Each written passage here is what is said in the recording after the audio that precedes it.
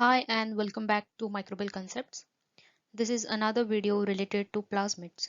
Okay, so we will be discussing today what are plasmids, what are their types, okay, some examples, right? So already there is one video uploaded on my channel related to plasmid isolation, or you can say plasmid extraction with Viva questions. Okay, so you can watch that video on my channel. And third video related to plasmid that I will be uploading is plasmid curing. Okay, so before starting, if you haven't subscribed yet, then make sure you subscribe my channel and do share my videos with your friends. Okay, and also recommend them to subscribe to my channel, right? So without wasting any time, we will start for today's video. Okay, so what are plasmids? So in simple terms, it is a extra chromosomal DNA, or we can say extra genetic material that is present in some bacteria, right? So the term was first introduced by J. Lederberg, and these are some properties that I had listed here. That plasmids are extra chromosomal DNA. They have self replication system. They are not dependent on the host cell's DNA for their replication. Okay, they can replicate independently.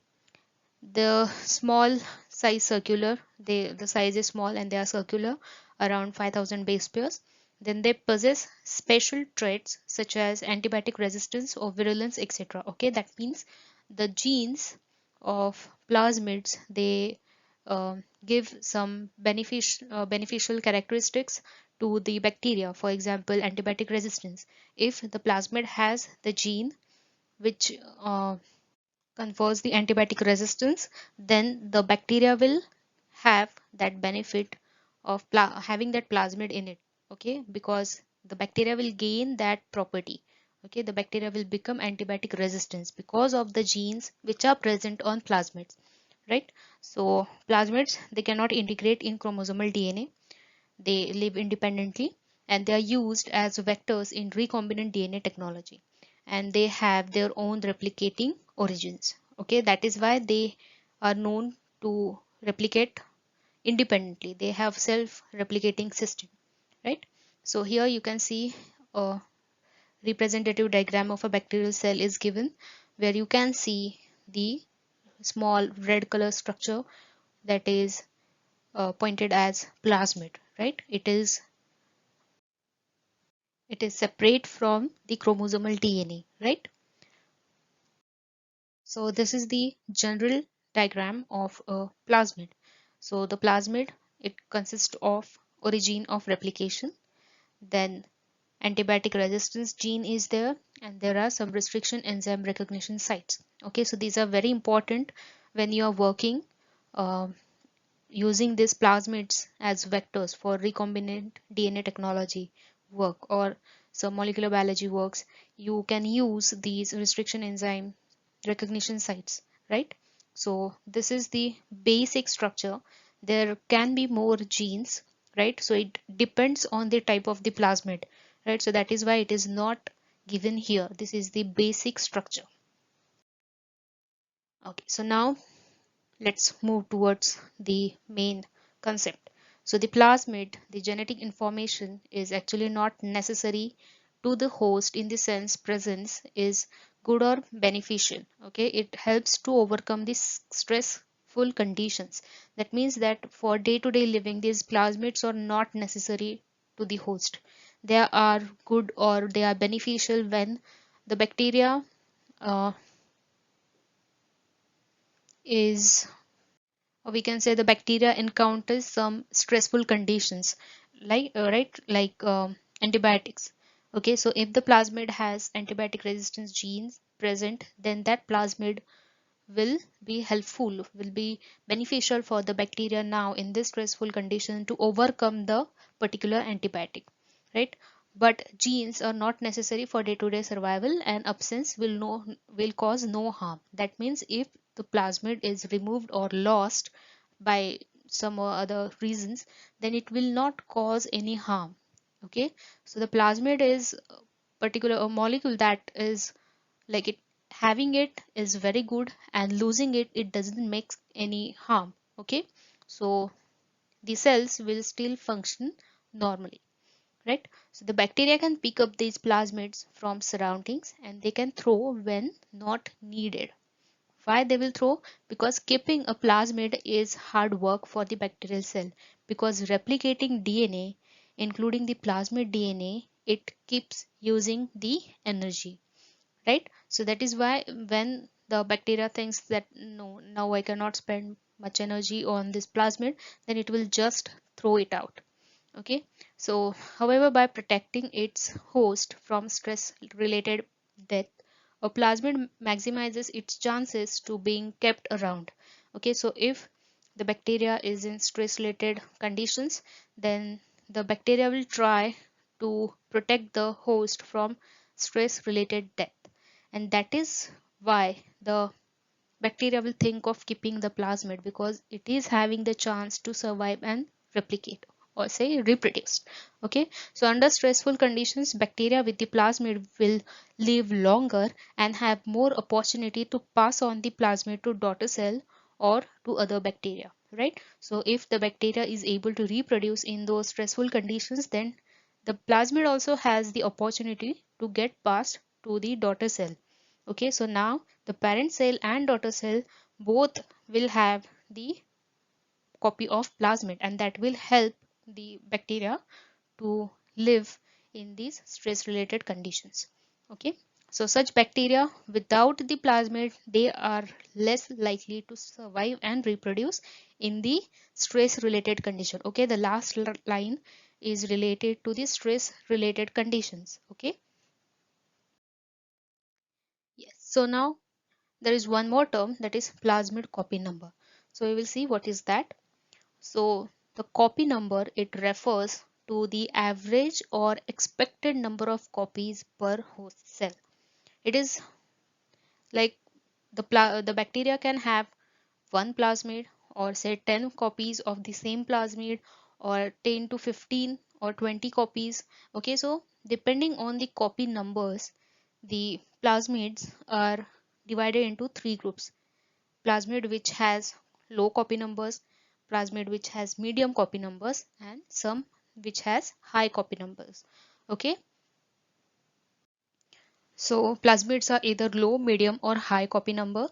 The plasmids vary widely in copy number depending on three main factors. Okay, which are those? First is the ORI, that means ORI, and it constitutes of and its constituents. Examples are call E1, RNA1, and RNA2. So ORI means origin of replication, right? Then the second is the size of plasmid and its associated inserts. Means if a particular gene, desired gene, is been inserted into the plasmid and then it is inserted to the another host, then depending on the size of that gene and plasmid, the copy numbers will vary. Okay, so bigger inserts and plasmids may be replicated at low copy numbers, as they represent high, or we can say great metabolic burden on the cell. Then third is culture conditions, that is factors that influence the metabolic burden on the host. Okay, so depending on these three factors, copy numbers are divided as low, medium, or high, right? Then there is another term related to plasmids, that is plasmid incompatibility. Okay, so it means that inability of two plasmids to coexist stably. Okay, so if there are two different plasmids present in bacteria, then it becomes difficult, or we can say they are not stable. Okay, so this is incompatibility, means the inability of those two plasmids to coexist stably, okay, over a number of generations in the same bacterial cell line, right? So closely related plasmids, they tend to be incompatible, while distinctly related plasmids, they tend to be compatible. Okay, so there, if there are two different, sorry, I said it wrong previously. If there are two different kinds of plasmids, then they are compatible, but if there are two same plasmids present, then, or related plasmids present, then they are incompatible. Okay, the reason of incompatibility is they both possess a replicon with the same specificity of rep protein or controlling elements. So even partitioning system is also a reason. Okay, so what is the partitioning system? We will see that later, right? So these are some uh, terms which are related to plasmids. We will see those. And the reason we had seen here for incompatibility, that is they possess the same replicon, okay, which has the same specificity of rep protein. So what is replicon? So replicon is the region which comprise of the origin of replication and all of its controlling elements. Okay, so yeah, next is partitioning system, right? So this is also very important in case of plasmids. So a plasmid partition system is a mechanism that ensures the stable inheritance of plasmids during bacterial cell division. So it will make sure that the plasmid gets replicated and gets divided equally in the cell divisions. Okay, so each plasmid has its independent replication system which controls the number of copies of the plasmid in a cell, right? So the higher the copy number is, the more likely the daughter cells will contain the plasmid. Okay, so this is important point in case of partitioning system. High copy number plasmids, they have a cost for the hosting cell. This metabolic burden is lower for low copy plasmids, but those have a higher probability of plasmid loss after the few uh, cell divisions or say generations, which means the metabolic burden is low in case of low copy numbers. But in case of high copy numbers, the host bacterial cell, it has to give the energy, right? So it happens that after some few, or we can say few generations, the high copy number plasmids, they get thrown away, right? So next slide. Yeah, so that was about partitioning system. So now we will be talking about the types of plasmids. Okay, so the first is resistance plasmid, or it is also referred as antimicrobial resistance plasmid. Okay, so the resistance plasmid, they are a type of plasmid that carry genes that play an important role in antibiotic resistance. So these resistance plasmids are also highly involved in bacterial conjugation by producing conjugation pili, which transfers the R plasmid, which is the resistance plasmid, from one bacterium to another. Okay, so the resistance plasmids are divided into two main groups that include narrow host range groups, often replicated within the single species. Okay, so these are some plasmids which will keep on replicating in single species. Okay, they will not jump across. And the broad host range group is the one which is easily transferred between bacterial species. And this group of resistance plasmid has been shown to carry a range of antibiotic resistance gene. Okay, so that is why it is classified as broad host range, because they can be transferred between bacterial species, and these plasmids, they tend to have many antibiotic resistance gene, okay, that makes them broad range active. Okay, so following the transfer of antibiotic resistance gene to drug sensitive bacteria, this can cause the bacteria to develop resistance towards a variety of drugs. Okay, so if a broad host range group plasmid, resistance plasmid is present, then it can happen that the bacteria gains resistance to multiple drugs. Okay, then next is degradative plasmid. Okay, so degradative plasmid itself, it is giving the idea that this plasmid will have genes which are helpful in degrading some compounds. Okay, so degradative plasmids enable the host organism to degrade or break down xenobiotic compounds. Okay, so what does that mean? So the compounds which we can say which are synthetic chemicals, okay, which are not related to the ecological system, which are man-made. Okay, so these kinds of compounds can be degraded by these degradative plasmids. So they are also referred to as recalcitrant substances. Xenobiotic compounds include a range of compounds released into environment as the result of human actions and are therefore not naturally occurring or common in nature. Okay, so that is why these degradative plasmids are now, uh, they are widely studied and they are gaining the importance. Okay, so the some of the examples here we will study. So the host of degradative plasmids are found in Ochrobacterium anthropi, Rhizobium species, Burkholderia hospita, then E. coli, and Pseudomonas fluorescens. Okay, so among these examples, you will find these degradative plasmids. Okay, so because of the ability of host to degrade xenobiotic compound, researchers have attempted to use the plasmids to degrade various contaminating substances.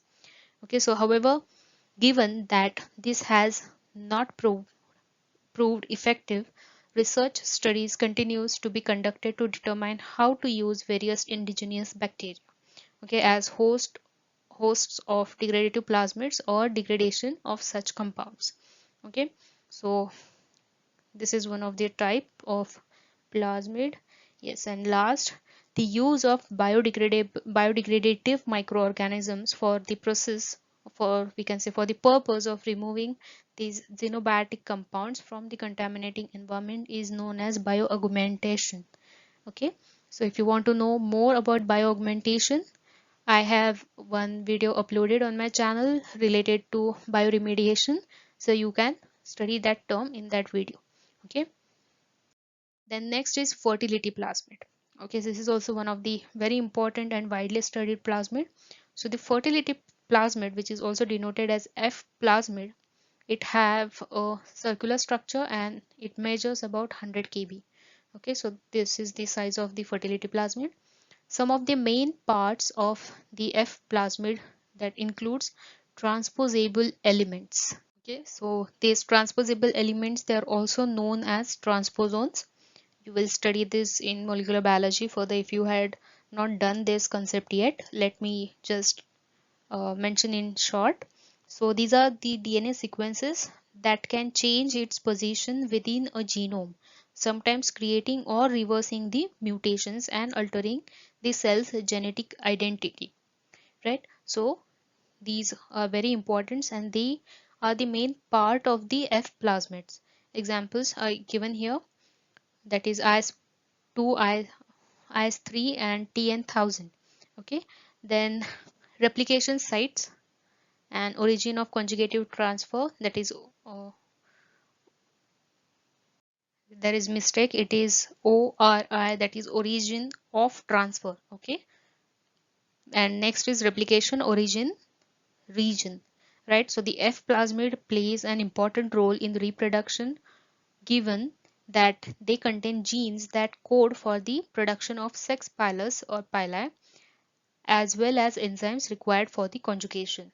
Okay, so F plasmid, it also contains genes that are involved in their own transfer, right? So therefore, during conjugation, they enhance their own transfer from one cell to another, whereas the cells that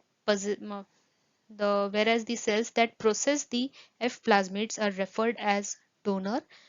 Those which lack these factors are named as or referred as recipients. On the other hand, the plasmids that enhance the ability of host cell to behave like a donor are known as transfer factors.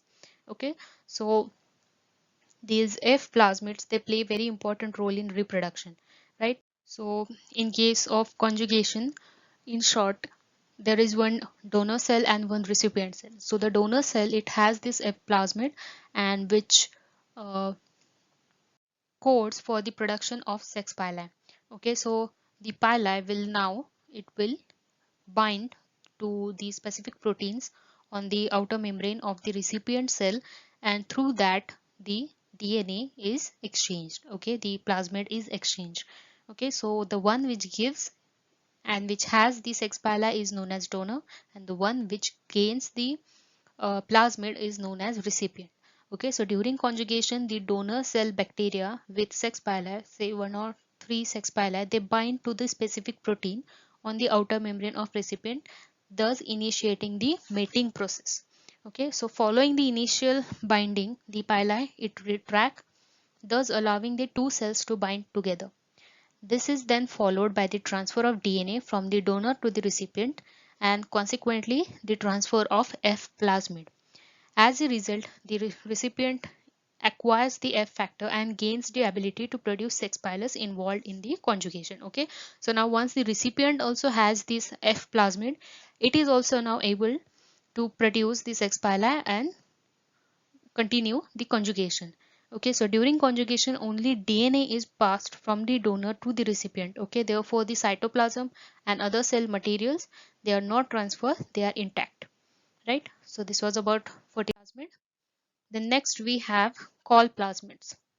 Okay, why they are named col plasmids? Because they confer to bacteria the ability to produce some toxic proteins which are known as colicins.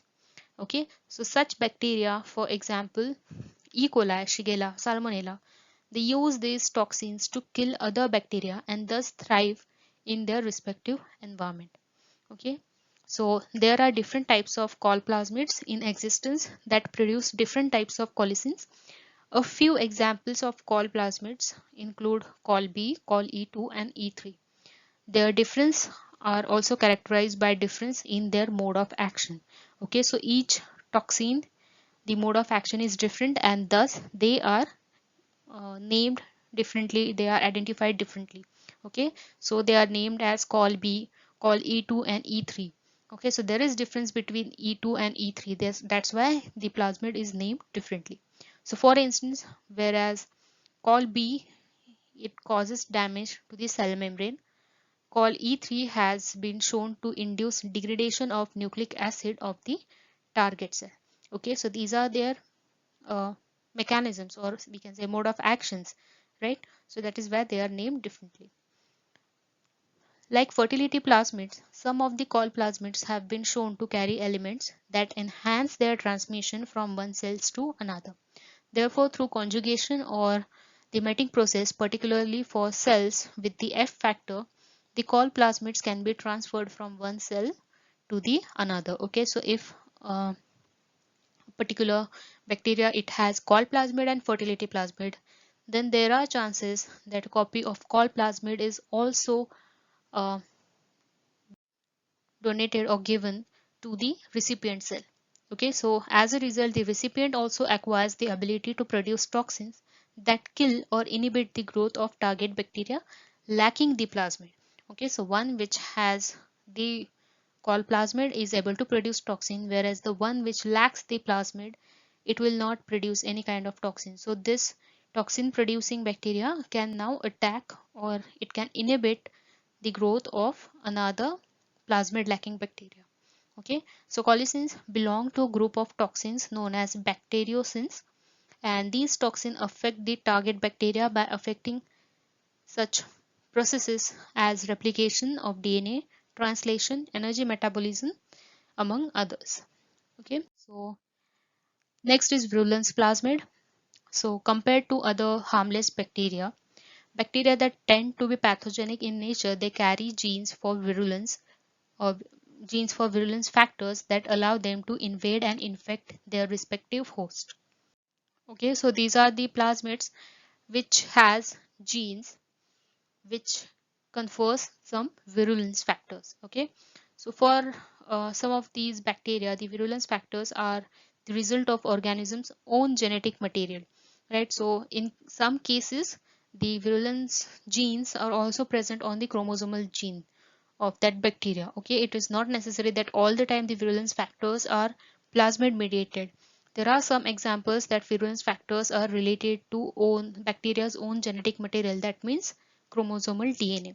Okay, so however for others this is as a result of genetic elements from extra chromosomal DNA, that means for some it is found in plasmids. Although there are other sources of such elements, for example transposons, plasmids are some of the most common mobile genetic elements.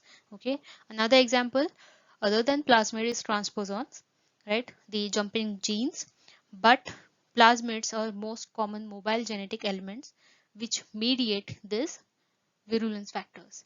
Okay, so with regards to pathogenicity, virulence plasmids play an important role given that they can help bacteria effectively adapt to their respective environments. Okay, so this is because the virulence plasmids can enable the organism to express an array of virulence associated functions, thus providing the microorganism with more advantageous characteristics to thrive in their environment. In case of infections in humans, we can see that bacteria like Salmonella Shigella, they are known to produce some toxins, right? That is a kind of virulence factor. Okay, so there are virulence plasmids which produce these kinds of virulence factors which help in infection of that infection to that bacteria in the host cell. Okay, so for example, important role is played by this virulence plasmids in virulence of extraintestinal and intestinal pathogenic E. coli Shigella. Okay, so these are some examples of bacteria which are common to us, that is E. coli and Shigella. They are known to produce extra-intestinal and intestinal infections in humans, right?